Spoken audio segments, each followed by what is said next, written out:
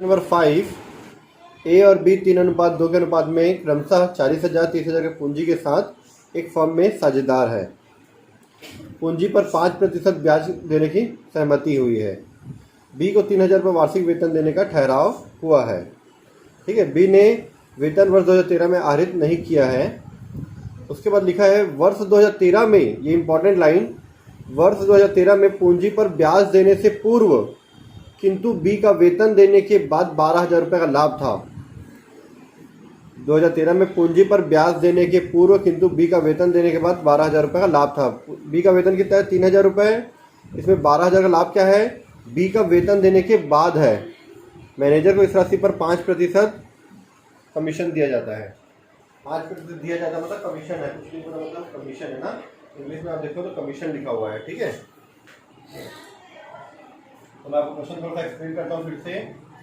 हमारा net profit दिया हुआ है, नेट प्रॉफिट जो दिया है वो है 12,000 रुपये बी का वेतन देने के बाद। ठीक है, हमारा नेट प्रॉफिट 12,000 है, बी का सैलरी देने के बाद, आफ्टर सैलरी है ये, आफ्टर सैलरी मतलब बी का वेतन देने के बाद 12,000 रुपये सैलरी हमारा दिखा रहा है, सॉरी 12,000 प्रॉफिट दिखा रहा है। तो हम लोग इस 12,000 रुपये में से और सैलरी देंगे क्या? नहीं देंगे। क्यों नहीं देंगे? क्योंकि ऑलरेडी हम लोग बी को सैलरी दे चुके हैं। ठीक है, तो हम यहाँ पे बनाते हैं प्रॉफिट एंड लॉस, शॉर्ट में P&L लिखते हैं, profit and loss appropriation account, profit loss appropriation account.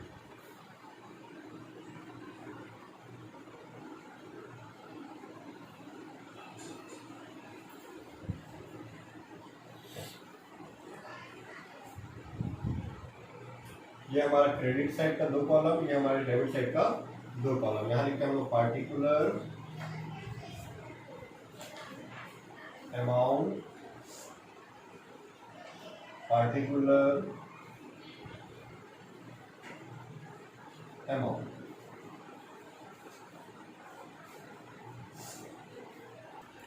तो हमारा जो प्रॉफिट है बी को सैलरी देने के बाद by balance brought down.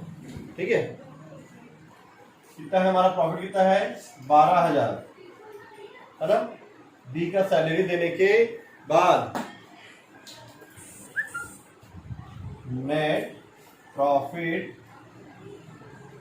After salary या आफ्टर बी सैलरी लिख सकते हो। बी का सैलरी देने के बाद हमारा नेट प्रॉफिट कितना बचा है? 12,000 रुपये। तो उसमें से हम लोग बी को और सैलरी देंगे क्या?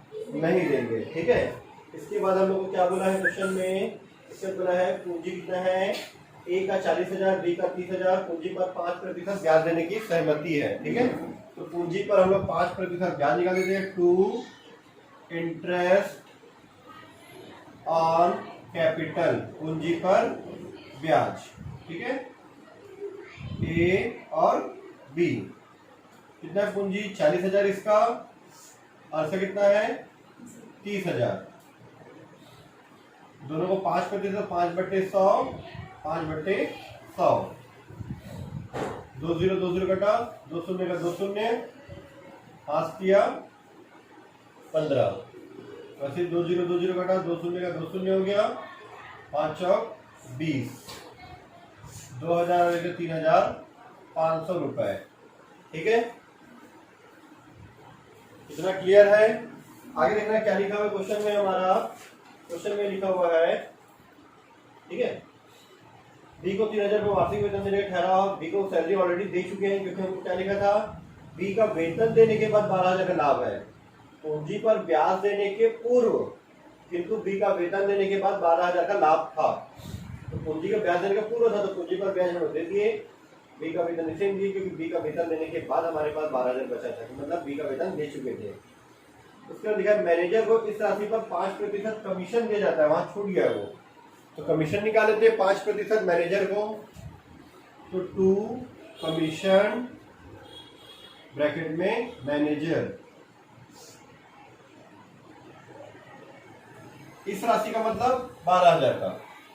ठीक है, इस राशि पर मतलब 12,000 पे 12,000 का 5%, 5/100 ये 2 0 कटा, ये 2 0 कटा, 5 का 0 से मल्टीप्लाई किया तो 0, 5 का 2 से किया तो 5 दूनी 10, 5 2 10, कैरी हो गया 1, 5 1 था 5 और 1 हो गया 6, 600 रुपीज। ठीक है, सारा चीज हो चुका है। अब हमारे पास लास्ट में क्या बचता है, प्लस माइनस करना। तो 12,000 इस साइड का टोटल कितना आ रहा है, 12,000, और इस साइड का टोटल आ रहा है आपका 4,100। तो माइनस करो कितना बचेगा, 7,900 बचा। इस साइड का टोटल आपका, क्रेडिट साइड का टोटल है 12,000 और डेबिट साइड का आपका टोटल है 4,100। तो 4,100 माइनस की तो 7,900 बचा। ठीक है, इसको लोग ए और बी को 3:2, पहला ही लाइन में लिखा क्वेश्चन में आप देखेंगे 3:2 लिखा हुआ है। ठीक है, 3:2, इसका मतलब इसको ए को 3/5 में और बी को 2/5 में बांटना है, ए को और बी को बांटना है। ठीक है, कितना बचा हमारे पास, 7,900, इसको बांट देते हैं।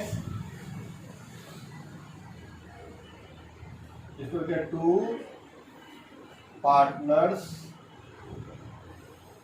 कैपिटल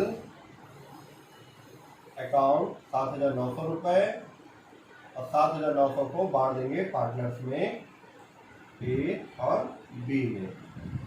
7,900 इंटू इसका 3/5, इसका 2/5, इसको 5 से डिवाइड करो, 2 से मल्टीप्लाई कर दो, ऐसे इसको 5 से डिवाइड करो, 3 से मल्टीप्लाई कर दो, ये आप लोग निकालो कितना आएगा। ठीक है, और टोटल कर दो, आपका 7,900 आ जाएगा।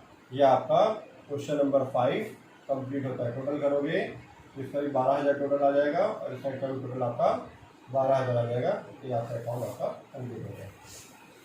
ठीक है, ये था हमारा क्वेश्चन नंबर 5 का आंसर। क्वेश्चन नंबर 6 देखना, मनीष और गिरीश साझेदारी समझौते में यह प्रावधान है, मनीष और गिरीश 2 पार्टनर हैं, लाभ विभाजन बराबर बराबर है 2 पार्टनर के बीच में। मनीष को प्रति माह 400 वेतन दिया जाएगा, 400 रुपये प्रति माह, मतलब 1 महीने का 400, 12 महीने का 4,800 आएगा, 12 चौक 48। ठीक है, 12 4 48। ठीक है, profit will be shared equally, Manish will be allowed a salary 400 per month. ठीक है, Girish who managed the sales department will be allowed a commission equal to 10% of the net profit after allowing Manish salary. Manish का salary देने के बाद जो पैसा बचेगा उसमें से गिरीश को हम लोग क्या देंगे, कमीशन देंगे। ठीक है, हिंदी में लिखा है, यह लिखा हुआ है, गिरीश जो कि बिक्री विभाग का प्रबंध करता है, उसको मनीष का वेतन देने के बाद जो पैसा बचेगा उसको कमीशन के रूप में शुद्ध लाभ पर 10% कमीशन देना है। साझेदार को पूंजी पर 7% ब्याज देना है, interest on capital 7%, interest on drawing 5%। ठीक है, कैपिटल दिया 1,80,000 दिया है, 1,80,000 पे 7% हम लोग इंटरेस्ट ऑन कैपिटल निकालेंगे। ड्राइंग दिया 16,000, 14,000, इस पर हम लोग 5% आहरण पर ब्याज इंटरेस्ट ऑन ड्राइंग निकालेंगे। ठीक है, 31 मार्च 2002 को वर्ष की समाप्ति पर लाभ की रकम 40,000 रुपये है, लिखा हुआ है।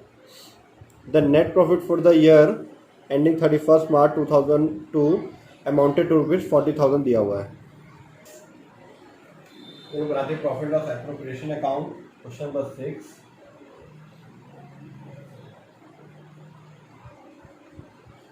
सबसे पहले हमारा नेट प्रॉफिट दिया हुआ है by balance. Question number 6, profit loss appropriation, debit credit, particular amount लिख लेना। बाय बैलेंस ब्रॉट डाउन 40,000 रुपये दिया हुआ है। ठीक है, सबसे पहले मनीष को सैलरी देने वाला है, टू सैलरी ब्रैकेट में मनीष को सैलरी दे रहे 400 रुपये 1 महीने का। तो कितना होता है, हम लोग 12 महीने का बनाते हैं, तो 12 महीने का 12 चौक 48। ठीक है, 12 4 48, 4,800 रुपये हो गया। इसके बाद क्या बोला, गिरीश को 5% कमीशन देना है। ठीक है, कौन से लाभ पर, सैलरी देने के बाद। मनीष को सैलरी देने के बाद जो पैसा बचेगा उस पर 10% क्या देना है, उसको कमीशन देना, 10% देना ना, टू कमीशन ब्रैकेट में गिरीश।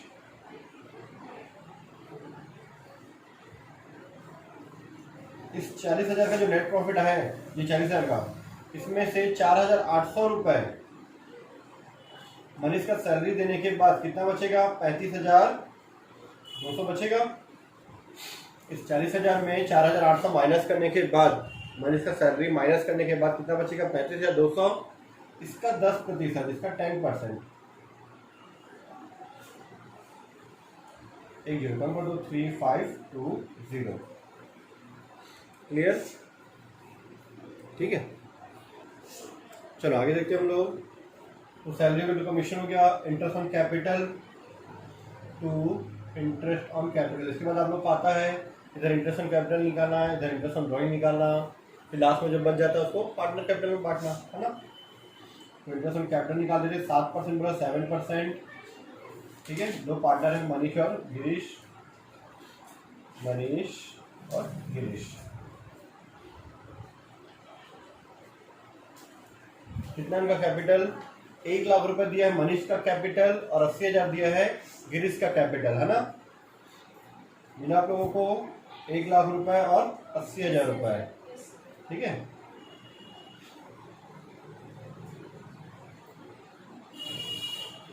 तो 7%, तो 7 डिवाइड बाई 100, 7 डिवाइड बाई 100।